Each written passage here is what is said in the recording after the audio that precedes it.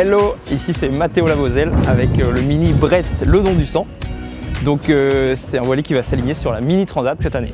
Il a 1 an, ça fait 5 mois et demi qu'on a ajouté les foils dessus.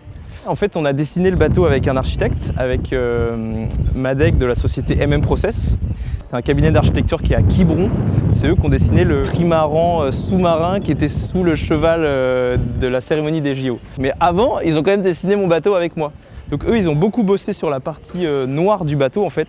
Toute la partie hydro, aéro, équilibre statique. Et moi, j'ai plus dessiné la partie blanche, donc la partie opérationnelle, le pont et comment je vais naviguer, quoi. Donc c'était super intéressant, on a bossé pendant presque 1 an, alors c'était très étalé, mais sur la conception du bateau. J'ai aussi construit le bateau. En fait, l'histoire c'est que on a dessiné le bateau, pendant ce temps-là j'essayais de trouver des financements pour essayer de le construire, parce que je suis parti de rien. Et petit à petit, ça a pris quand même presque 1 an et demi au moment où j'arrive à trouver les financements, et là on a lancé la construction du bateau. Et là on voit une grande goulotte, là c'est une... Ouais, c'était un peu innovant au moment où on a dessiné le bateau, et puis assez vite sur le TM 650 par exemple, ça a été repris, et puis sur les classes 40 aussi j'ai vu ça, j'ai fait mais c'est mon idée, mais en fait bon c'était dans l'air du temps. En fait ça permet de vraiment rigidifier le haut du pont et de ne pas avoir de structure sous le pont. Et ça permet d'un peu de ranger les voiles et de faire une goulotte pour tous les passages de bout. Du coup le pont est assez clair et puis tout est au milieu. Bon, c'est vraiment, je suis assez content de ça. Après, pour l'instant, il y a quand même des grosses gerbes d'eau qui vont dedans et qui viennent jusqu'au cockpit. Donc, l'idée à la base, c'était de mettre un petit carénage. Et puis, bon, bah, ça, c'est pas fait pour l'instant. Mais voilà. Pour l'instant, je mets mon Genac dans le trou, c'est top. Et c'est quoi ces conditions? Alors, les bonnes conditions pour ce bateau, 110 du vent avec 18 nœuds, tu vois. Et puis, une longue houle, quoi. En fait, c'est vraiment la mer qui nous pose problème. Après, on peut remonter assez haut. On peut voler à 70 du vent, tu vois, mais sur une mer plutôt plate, parce que sinon on décolle au-dessus des vagues, on retombe. On arrive à voler très haut, à 14-15 nœuds, c'est assez incroyable. Et après, l'une des particularités de ce bateau, c'est la quille fixe. Donc pour un grand foiler comme ça, c'était un gros pari. Et c'est un peu moi qui ai poussé là-dessus, parce que je voulais simplifier le concept. C'était une boucle assez vertueuse dans l'aspect équilibre du bateau dans le test de redressement. Et puis une fois en vol, en fait, on n'a plus vraiment besoin de cette quille qui pivote. Mais peut-être qu'on va faire évoluer le bateau avec une quille pivotante, parce qu'il y a quand même les conditions quand le bateau vole pas avec... pas encore, tu vois, avec 12-13 nœuds, là, le bateau pourrait voler. Les foils, ils peuvent vraiment, mais en fait, la quille en bas, c'est un petit désavantage.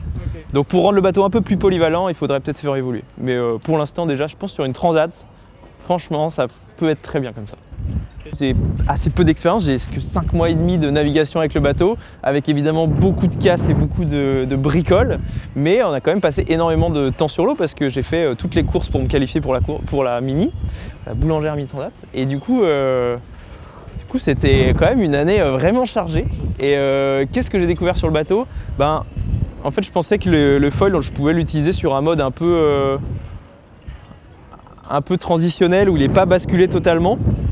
Et ce mode-là, en fait, je l'utilise jamais. C'est beaucoup mieux d'essayer de voler au-dessus, quoi. Et puis, je pensais aussi pouvoir utiliser les 2 foils. Ça marche super bien.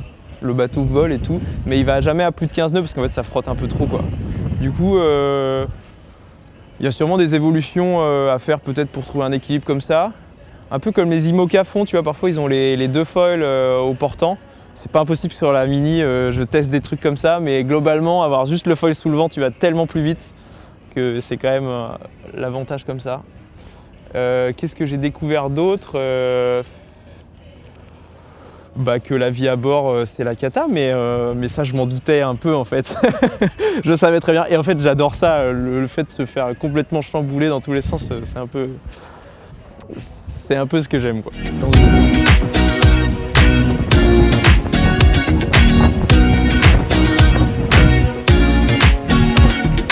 j'avais vraiment envie de faire un cockpit gigantesque pour pouvoir un peu dormir à l'extérieur quand il fait vraiment chaud, et avoir une casquette qui t'abrite quand même pas mal du soleil surtout, et un peu des embruns.